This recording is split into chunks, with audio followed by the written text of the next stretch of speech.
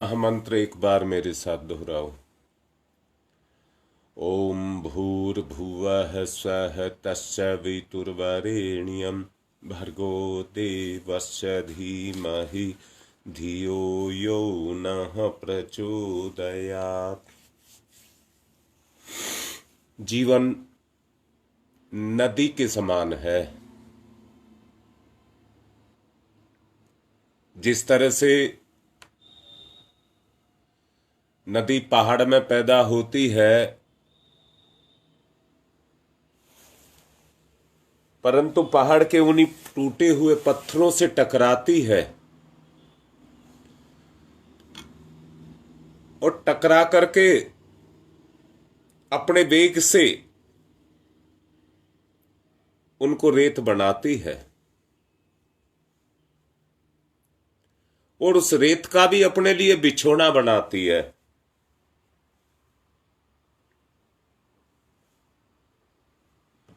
और उस पर दौड़ती जाती है।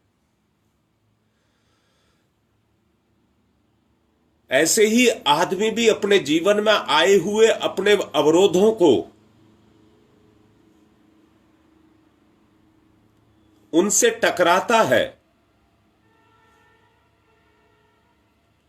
और उनसे टकरा करके अपने लिए, जैसे नदी अपने लिए बिस्तर बनाती है, उस पर दौड़ती है, बालू रेत पर दौड़ती है,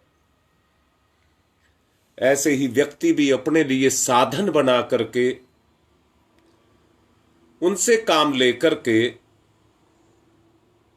इस धरती पर उतरता है। नदी अपने स्रोत को चारों तरफ दौड़ाती है धरती को हरा भरा करने के लिए नहरों के द्वारा। ऐसे ही जीवन का विस्तार इस दुनिया में ये जीव आकर के अपना करता है।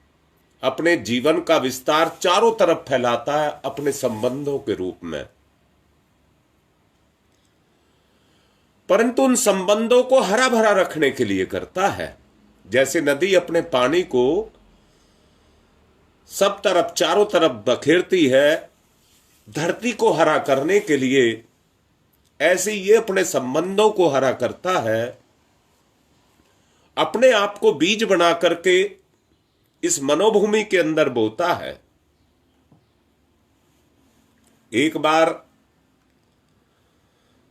स्वामी अग्निवेश ने आचार्य चरक से पूछा, इस संसार में जो भी अगणित रोग पाए जाते हैं उनका कारण क्या है?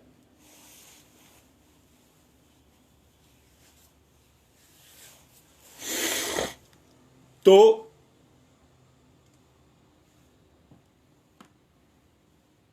चरक महाराज ने कहा,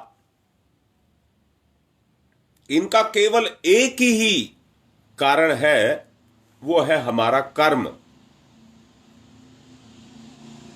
व्यक्ति के पास जिस स्तर के पाप जमा हो जाते हैं वो उसकी जिंदगी में रोड़ा बन जाते हैं।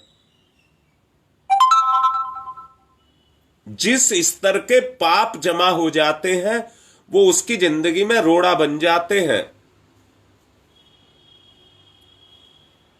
और उसी के अनुरूप शारीरिक और मानसिक व्याधियां पैदा होती हैं। शारीरिक और मानसिक व्याधियां उसी के अनुसार पैदा होती हैं। कर्म फल का सिद्धांत ही सारी दुनिया में काम कर रहा है। पूरा विश्व इसी पर टिका है। यह जीवन एक व्यापार है जो इसी के सहारे चलता है। संपूर्ण सृष्टि एक मर्यादा में बंधी है। जो समझदार हैं वे शाश्वत सत्य को समझते हैं और कर्म के फल को सहर्ष स्वीकार भी करते हैं।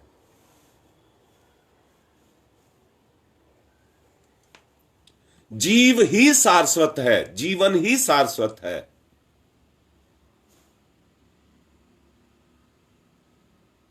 जीवन के वो अवरोध जो हमारी जिंदगी में रोड़ा बनकर के, अड़चन बनकर के हमारे सामने खड़े हैं, उनको हमको हटाना होगा।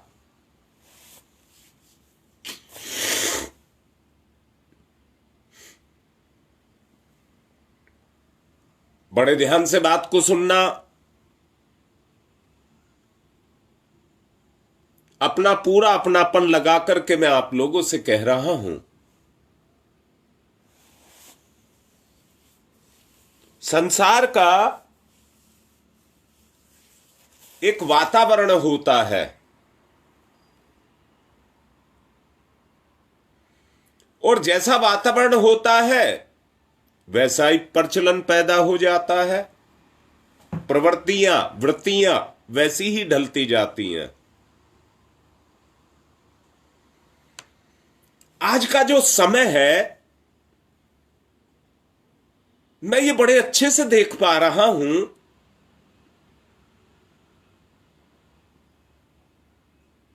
कि बिरला ही कोई व्यक्ति ऐसा मिलता है जो अपना सहयोग देने के लिए तैयार हो, वरना आज पूरी तरह से, भाई ईमानदारी से अंदर से देखेंगे जो बोला जा रहा है, आज का आदमी पूरी तरह से स्वार्थपरता, वासना, तृष्णा, काम, क्रोध,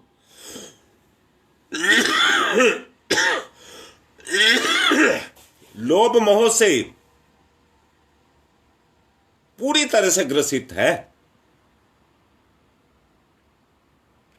तो उसकी वृत्तियां कैसी होंगी? आदमी की जो चेतनात्मक वृत्तियां हैं वो कैसी होंगी? इन वृत्तियों को दुष्प्रवृत्ति कहते हैं। काम, क्रोध, लोभ, मोह, वासना, तृष्णा, स्वार्थ, इनको दुष्प्रवृत्तियां कहते हैं। जिसमें ये होंगी वो आदमी दुष्कर्म करेगा कि नहीं करेगा? अगर करेगा तो उससे पाप होगा कि नहीं होगा?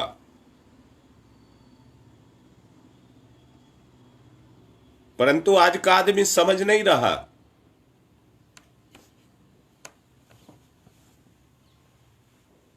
लोभ और मोह एक व्याधि है,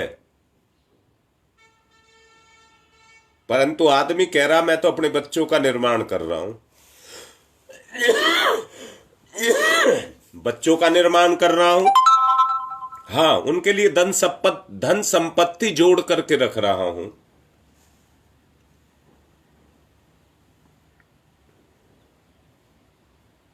मुझे परम पूज्य गुरुदेव का एक सद्वाक्य याद है, मूर्ख की विद्या विवाद के लिए, मूर्ख का धन मद के लिए, और मूर्ख की शक्ति सताने के लिए होती है।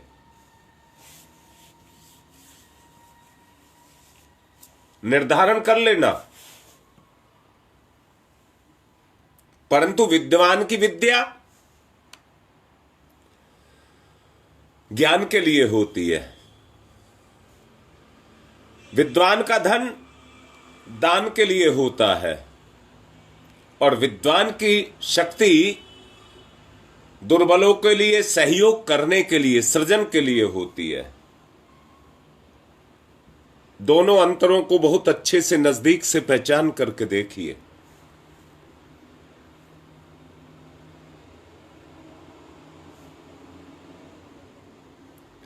मैं आज ये कहना चाहता हूं, आप तोल करके देखिए। पहले तो मैंने कहा दो स्तर पर बोला हूं, एक कहा है मूर्ख और एक कहा है विद्वान।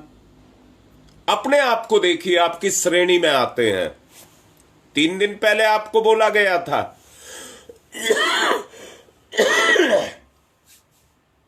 अपने जीवन के लक्ष्य को देखें। ये 3 दिन पहले आपको बोला गया था, तो अपनी श्रेणी का निर्धारण करें। झूठ मूठ नहीं, किसी के सामने नहीं, अपने आप पे से अपना निर्धारण करें, मैं मूर्ख की श्रेणी में हूं या विद्वान की श्रेणी में हूं। 3 चीज बताई गई, धन, विद्या और शक्ति। आप अपनी कहां पर लगा रहे हैं? अब दूसरी तरफ आइए, परिवेश कैसा है? मैंने कहा स्वार्थपरता, लोभ, मोह,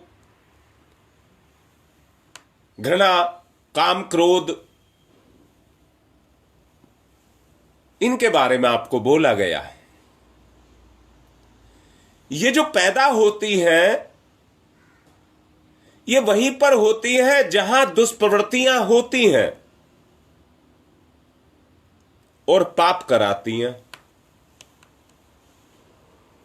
अर्थात आज एक ऐसी घड़ी, एक ऐसा समय हम सबके सामने खड़ा हुआ है, जो सब कुछ देखते, सुनते, जानते हुए भी हम अपने जीवन कर्म को उसी ढर्रे पर लुढ़काने के लिए तैयार है जिस पर आज सारी दुनिया जा रही है।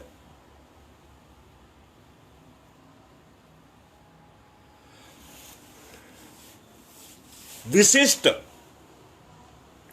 उत्कृष्ट और आदर्शवादी जीवन जीने की प्रेरणा,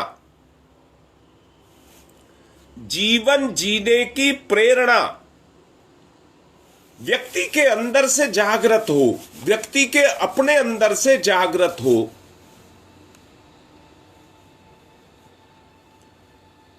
भाई, बहुत अपनेपन के साथ मैं आपसे कहना चाहता हूं। मैंने कहा, अगर विशिष्ट, उत्कृष्ट और आदर्शवादी जीवन को आप निकालना चाहते हैं, यहां मैं बड़े अपनेपन से एक बात कह रहा हूं, आज की परिवेश में, आज की परिस्थितियों में अगर आपने विशिष्ट, उत्कृष्ट और आदर्शवादी जीवन बनाया तो भगवान के मील के पत्थर हो जाएंगे आप। आज उन आत्माओं की, उन चरित्र की भगवान को जरूरत है जो आदर्शवादी हो, उत्कृष्ट हो और विशिष्ट हो। भगवान को जरूरत है आज। मैंने विद्वान की और मूर्ख की बात आपसे बताई थी। मूर्खता को हटाना है, मूर्खता को हटाना है। अपनी विद्या, अपना धन और अपनी शक्ति पुण्य और परमार्थ के लिए, वातावरण को बदलने के लिए अपने आप को खर्च करना है। एक शब्द मैं कह दूं तो शायद आपको अच्छा लगे, इसी का नाम उपासना है। इसी का नाम उपासना है।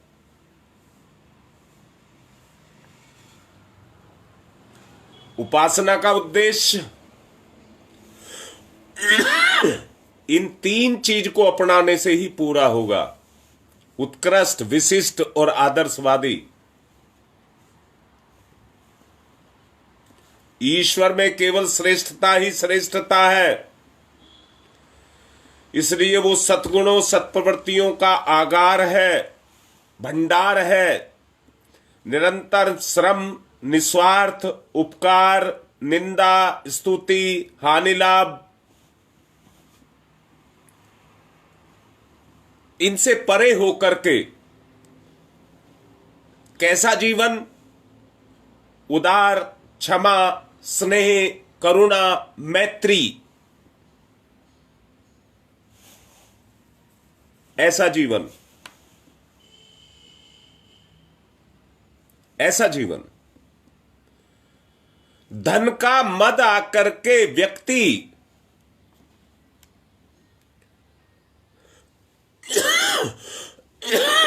उस धन का प्रयोग अहंकार के लिए करने लग जाता है और अपनी शक्ति का दूसरों को सताने के लिए प्रयोग करने लग जाता है, मूर्खता में चला जाता है। आप अपने पर दृष्टिपात करके देखिए कि किसमें आपका भला है, किसमें आपका भला है।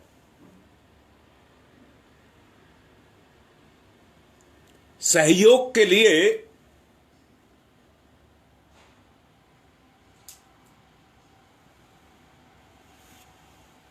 एक लाइन बिछाई जा रही है।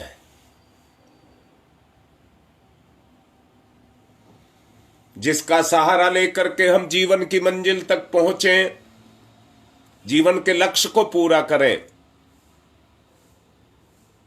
काम, क्रोध, लोभ, मोह, वासना, तृष्णा, भोग, इनसे परे हटें।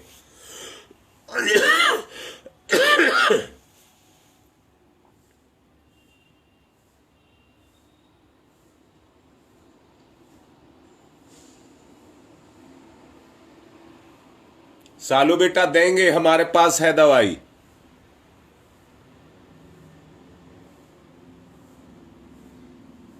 कल मीटिंग होगी और मैं आऊंगा भी गंगा विहार।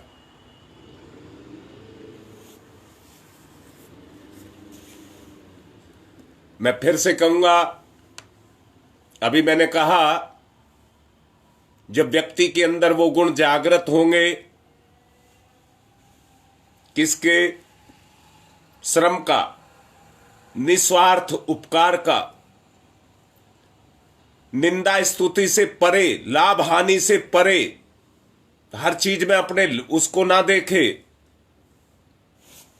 हर चीज में अपने स्वार्थ को ना देखे, उनसे परे हो जाए, तभी व्यक्ति सहयोग कर पाएगा। तभी व्यक्ति सहयोग कर पाएगा। जो मैं बार बार आप लोगों से कह रहा हूं, पैसे का सहयोग सहयोग नहीं होता है। फंस जाएंगे, उलझ जाएंगे, क्योंकि पैसे का गुण तो प्रलोभन है। इसलिए जो रास्ता अपनाया गया है उसमें पाप नहीं आने देंगे, उसमें पाप नहीं आने देंगे। जो करेंगे वो निस्वार्थ भाव से होगा, लोक कल्याण की भावना होगी, किसी निंदा स्तुति के लिए, किसी प्रशंसा के लिए नहीं, बल्कि अपने गुण, उदारता, स्नेह, करुणा, मैत्री, क्षमा, इन गुणों को विकसित करना है। इन गुणों को सबके अंदर विकसित करना है। दो स्तर बनाए गए हैं, एक विद्वान का, एक मूर्ख का, एक देव का, एक राक्षस का। दो स्तर बनाए गए हैं। हमें सब पर स्नेह दृष्टि को रखना है। हमें किसी से द्वेष, ईर्ष्या नहीं करना है। हमें बुरे को भी अच्छा बनाना है। मैंने अभी बोला है, मैंने अभी ये बोला था, चरक की बात को बोला था, जिन्होंने इस बात को कहा कि पाप ही सारे व्यक्तियों का, सारी जिंदगी का, सबका एक रोड़ा है जो आदमी को बढ़ने नहीं देता। आओ मिलकर के हमको उसको हटाना है। पाप को हमको हटाना है।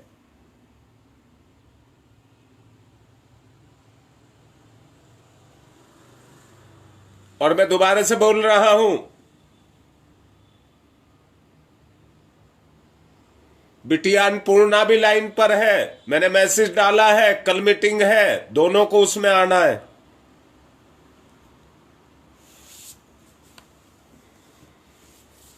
मुझे वो हीरे चाहिए जो इस कमी की पूर्ति करें और अपने जीवन का कल्याण करें।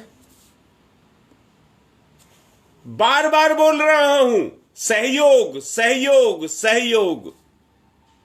समय का, श्रम का, अपनी प्रतिभा का, अपने चरित्र का, इनका सबका सहयोग चाहिए।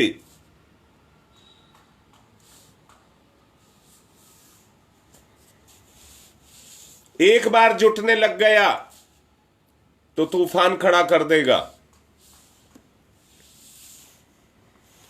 उपासना के समय ईश्वर का जप ध्यान करते हुए उसकी महिमा गरिमा का भी ध्यान करना पड़ता है।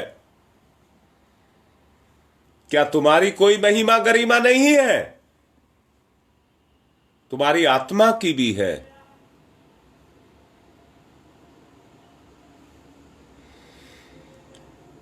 इससे एक श्रेष्ठ सत्संग की पूर्ति होगी। हम इसमें कोई भी खोट नहीं पैदा होने देंगे। बिल्कुल सच्चाई पर इसको टिका करके चलेंगे।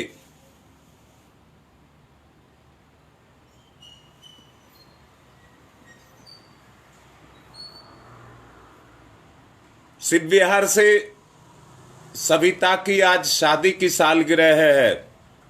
उधर भदोई से संजय दुबे लिख रहे हैं 25 सेट दान करने के लिए। ये सहयोग है, पैसा नहीं चाहिए। 25 सेट का मतलब हमें 25 घरों का भला करना है, 25 घर का भला करना है। 25 घर का मतलब हो गया 4 आदमी का भी एवरेज लगाया गया तो 100 आदमी का उद्धार करना है।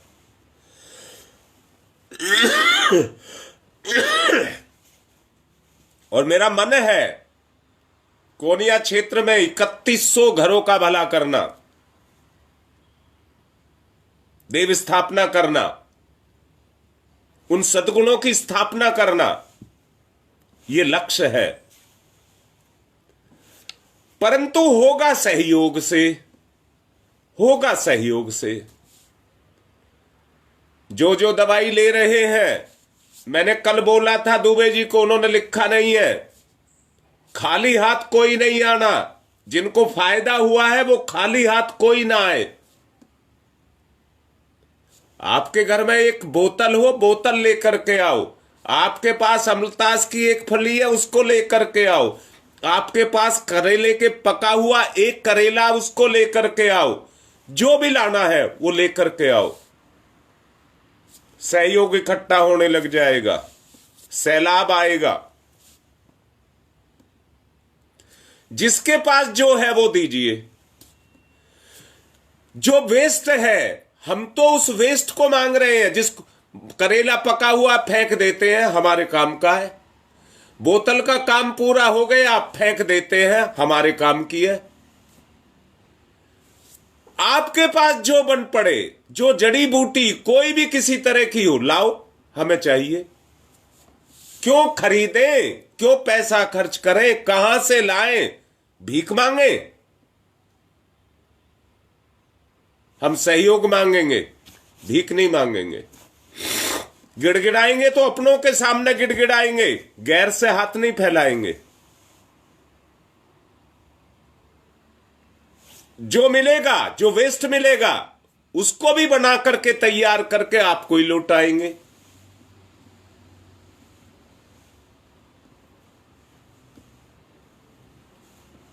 समाज में इस तरह का हमको खड़ा करके रखना है। यही उपासना का साकार रूप होगा। भगवान की उपासना का साकार रूप होगा। अपने गुणों को क्रियाशील करना। करते रहो ध्यान, करते रहो जप। जब तक उसका व्यवहारिक रूप नहीं आएगा निकल करके, कुछ नहीं होगा।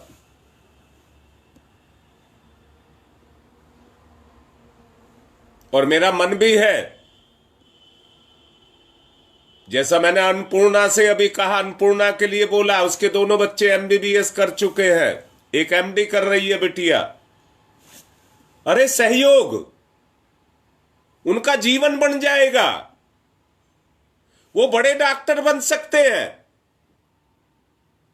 परंतु एक योग्य नागरिक नहीं बन सकते। समाज में अपना स्थान बनाए। मैंने और 2 डॉक्टरों को भी बोला है आने के लिए। बच्चों को लाइए, वो इंटरेस्ट ले। 15 दिन में एक मीटिंग होती है 2 घंटे की, उस समय को निकाले। मैं सबसे कह रहा हूं, मुझे सबका चाहिए, जिसके पास कुछ नहीं है वो भी चाहिए, उससे भी मांग रहा हूं।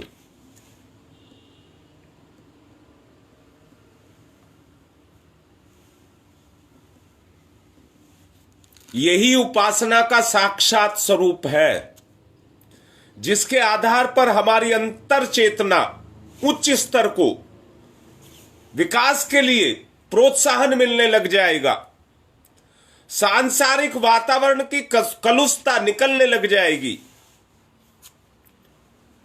ईश्वर का सानिध्य आपको मिलने लग जाएगा। मैं वायदा कर रहा हूं इस बात के लिए। आप जिंदगी भर भटकते रहेंगे, परंतु इससे सरल और आसान रास्ता कोई नहीं है। आध्यात्मिक प्रगति का जो रोड़ा है, इस उपासना की विधि के द्वारा वो हटता चला जाएगा। और अंदर से महसूस करिए, आदमी इसलिए टाल देता है, मेरे से ही थोड़ी होना है। अरे आप एक ताकत बनेंगे। मैंने कल बोला था, तिनका जब मिलता है तो रस्सा बनता है। हाथी भी नहीं तोड़ पाता है, वो भी उससे बन जाता है। आप अपने होने की कीमत को समझिए और उसको सार्थक करिए, ला करके जोड़िए। तिनके को हमको जोड़ना है। समुद्र के पास अनंत जल राशि होती है, परंतु एक बूंद भी कहीं है तो उसे अपनी तरफ बुलाता है। वो लुढ़क करके सागर की तरफ चलना शुरू कर देती है। जितनी बिचारी की हैसियत है उतनी चलती है। ऐसे ही जीवन भी है। अनेक क्षुद्र योनियों में अपना विकास करता हुआ मैं यहां तक पहुंचा हूं।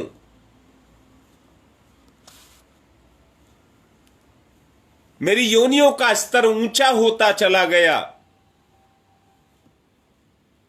अब मैं एक ऐसी योनि में आया हूं, कान खोल करके सुन लेना, जिसमें मैं ऋषि बन सकता हूं, देवता बन सकता हूं, साधु बन सकता हूं, संत बन सकता हूं, सन्यासी बन सकता हूं। गलत नहीं बोलूंगा, गलत नहीं बोलूंगा। जिसमें मेरा उत्थान हो उसको बोलूंगा, पतन की बात नहीं बोलूंगा। मैंने 2 दिन पहले ही आपसे कहा था, अपने स्वरूप को देखिए, अपने स्वरूप को देखिए। उन्नति के पथ पर कितने अग्रसर आप हुए हैं, जीवन के शोधन का अवलंबन कितना लिया है, सद्भावनाएं सत्प्रवृत्तियां कितनी उभारी है, ईश्वर और आत्मा की प्राप्ति का साधन अपने आप को कितना बनाया है। सृष्टि से लेकर अब तक इसी राजमार्ग पर, जिस पर आज तक सब चलते रहे, आपने उस पर कितने कदम रखे हैं।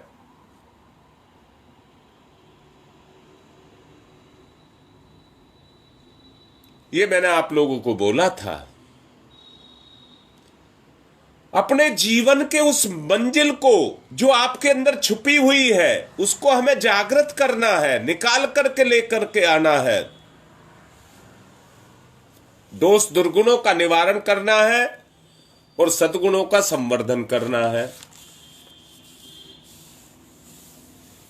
ये तो हुई मानव जीवन की बात, जिसके लिए हमको मानव का जीवन मिला है।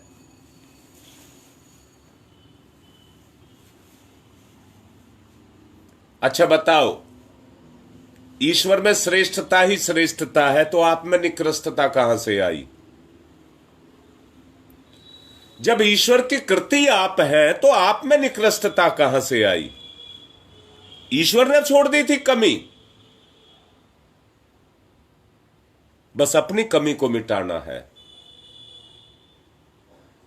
ईश्वर तो अपना काम कर रहा है, हमें अपनी कमी को मिटाना है। ईश्वर ने कमी नहीं छोड़ी है, कमी मैंने पैदा की है, तो मुझे अपना सुधार करना होगा। यही उपासना का उद्देश्य है। उपासना का जो सच्चा उद्देश्य है वो यही है।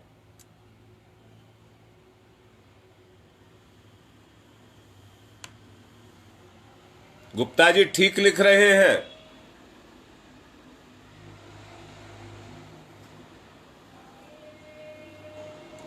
इसी को समर्पण कहते हैं। जहां मन में इस तरह के विचार आकर के बैठ गए तो आदमी ढूंढता फिरेगा, मैं कहां मुझे मौका मिले मैं अच्छा कर दूं। आप देवत्व की कक्षा में हैं, अपने देवत्व को विकसित करिए, अपने देवत्व को विकसित करिए। आप देवत्व की कक्षा के विद्यार्थी हैं, ना कि जानवर की, पशु की। अनंत ऐश्वर्य आपके अंदर भरा हुआ है। यह कार्य अपूर्णताओं को दूर करने से संभव हो सकता है। पूर्ण परमात्मा में पूर्ण जीवों का लय होता है। पूर्ण परमात्मा में पूर्ण जीवों का लय होता है। जल में जल ही घुलता है, लोहा नहीं घुलता। और जल में कुछ घुला हो तो वो जल में घुल करके उसको भी अपने जैसा गंदा कर देता है। परंतु सिद्धांत ये भी है उपासना का कि गंगा में जब नाला जाकर के मिलता है तो मिलने तक नाला और मिलने के बाद गंगा। ईश्वर उत्कृष्टताओं का भंडार है।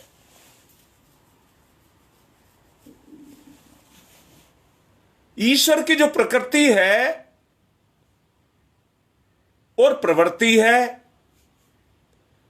उसी प्रकार से आपकी भी अंतर चेतना की, हमारी भी उसी तरह की गति है।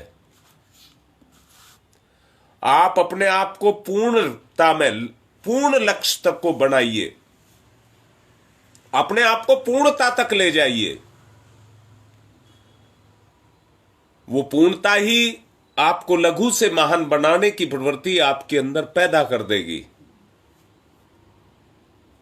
ईश्वर को अपने में धारण करना अथवा अपने को ईश्वर में समर्पण करना एक ही बात के कहने के दो ढंग हैं।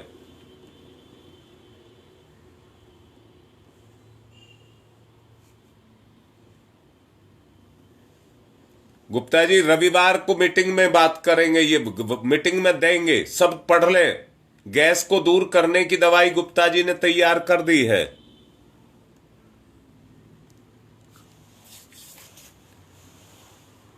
समर्पण की बात कर रहा था। जितना आप उस अच्छाइयों के अंदर अपने आप को समर्पित करते चले जाएंगे, नाला गंगा में उतना ही मिलता जाएगा।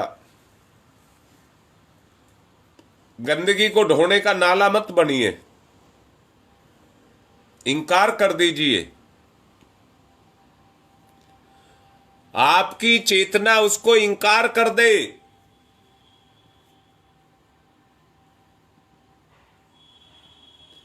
यह उद्देश्य वाणी के बोलने से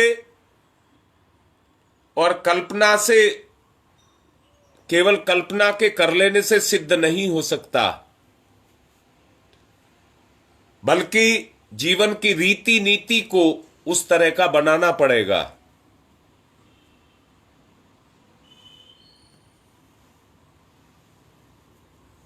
और मैं फिर से इस बात को कह रहा हूं, अपने बच्चों को भी इस प्रवृत्ति में लेकर के आना है तो मीटिंग का सहारा लीजिए, सहयोग करने के लिए निकल करके आए। घाटे का सौदा नहीं है ये।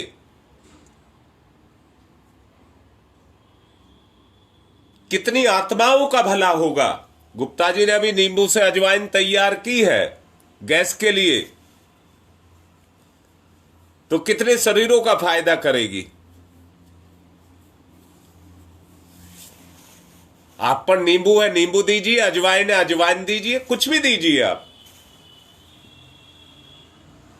सहयोग, सहयोग तैयार करके आपको बटेगी, तैयार करके सबको बटेगी। सब लीजिए, किसी को ना नहीं है।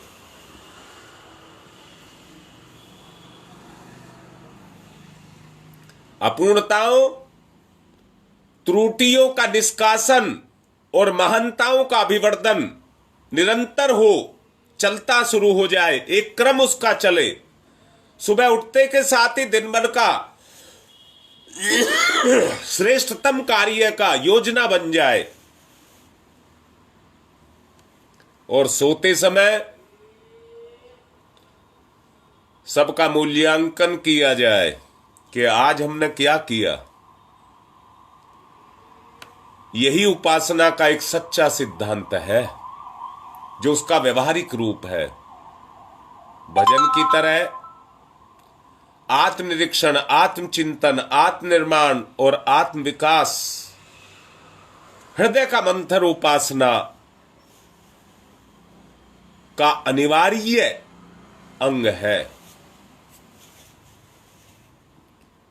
हम जैसे जैसे उदार और महान होते जाएंगे, वैसे ही वैसे आत्म उत्कर्ष का उद्देश्य पूरा होता चला जाएगा। लघु से महान, अणु से विभु, आत्मा से परमात्मा, नर से नारायण और पुरुष से पुरुषोत्तम की विचारधारा हमारे अंदर पैदा होती चली जाए। दैनिक अभ्यास भावनात्मक व्यायाम की तरह से प्रक्रिया के रूप में आए, सच्चे आधार पर ही उपासना का प्रभाव साधक के जीवन में दिन दिन प्रखर होता चला जाए और उसका व्यक्तित्व दूसरों की अपेक्षा अत्यधिक प्रकाशवान बने। आत्मविकास का यह रास्ता है और उसकी क्षमता, प्रतिभा, गरिमा, महिमा सब कुछ बढ़ेगी। अपने स्वभाव में समुन्नत और अंतःकरण को एक प्रचंड शक्ति के रूप में उभार करके लाया जाए। मानव जीवन को सार्थक करना है तो और कोई रास्ता नहीं है।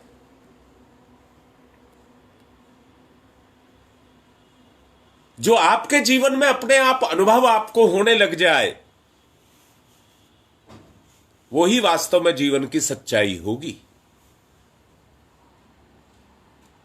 मैं आशा करूंगा, समय ज्यादा हो चुका है, उम्मीद भी करूंगा उन सबको तो मैंने विशेष रूप से कहा है जिन्होंने कोई भी दवाई ली है, चाहे उनको फायदा हुआ है चाहे नुकसान हुआ है, वो मीटिंग में जरूर आए। उससे प्रोत्साहन मिलेगा हम सबको। जो लगे हुए टीम है उसको प्रोत्साहन मिलेगा, वो आगे बढ़ेंगे। इसलिए उत्साह संवर्धन के लिए अपना सहयोग करिए। एक होड़ लग जाए हम सबके बीच में। ले भला, करो भला, लो भला, करो भला, बस वो चल जाए, वो क्रम चल जाए। सब मिलकर के सहयोग करें। 2:30 बजे का मीटिंग का समय डाला है, परंतु 3 बजे का समय, 2:30 बजे इकट्ठा होने का रखा गया है। 3 बजे से शुरू होगी।